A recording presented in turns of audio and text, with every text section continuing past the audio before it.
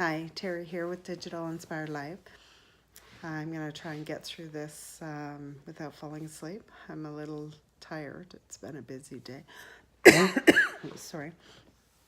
So, I was talking with a friend today, and she's actually another SFM member, and we were talking about our kids. So, I've got an 11-year-old son, and she's got twin girls and an older son.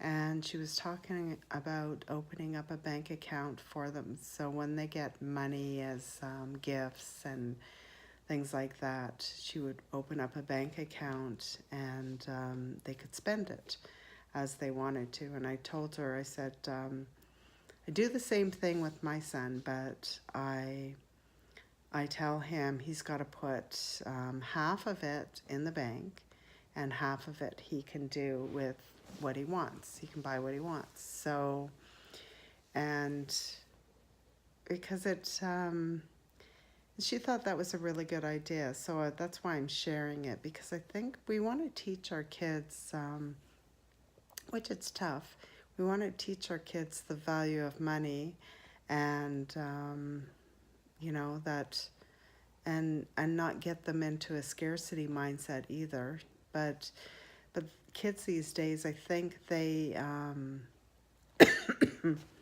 think they have money, they spend it. They have money, they spend it, and that's what my son does. So I have to kind of figure out a way to stop him from thinking that just because he sees something he wants and he can afford to buy it, that he doesn't need to buy it all the time. So I'm trying to show him that sometimes when you put money away, it accumulates and then you can buy something bigger down the road, or so I keep telling him, I keep saying, wouldn't you want to be one of those 16-year-olds who can buy a car when you get older? So I don't know if it's working very well, but we'll see. But I was also telling her, my son, so I listened to I just bought The Secret DVDs, and I listened to them in the car, just because sometimes you forget that you're in power. You're the one who can manifest things into your own life. And sometimes you forget that, right? So I wanted to have a memory, or I wanted to have this so that I would remember, and that I'm in charge of my future. And so, but I have my son in the car and he listens too. And he usually plays on his iPad, and I said, "Are you listening?" And he goes, "Yeah."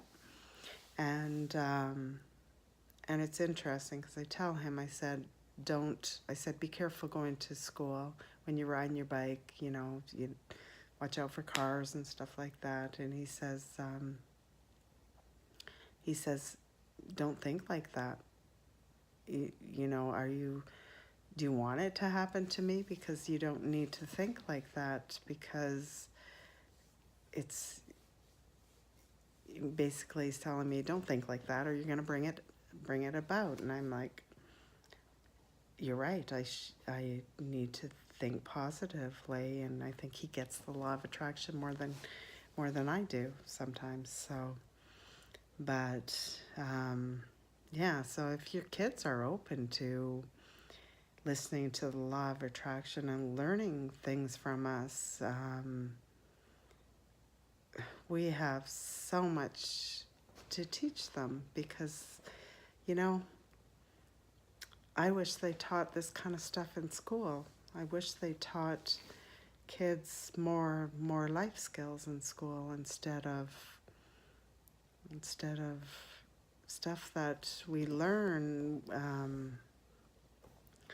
There's certain things we learn in school that get us through life, but the majority of stuff we learn in school, I think we could do without. We could probably teach our kids more life skills and teach them how to manage their money and manage their emotions, and just like we would, our kids would be so much better off than yeah.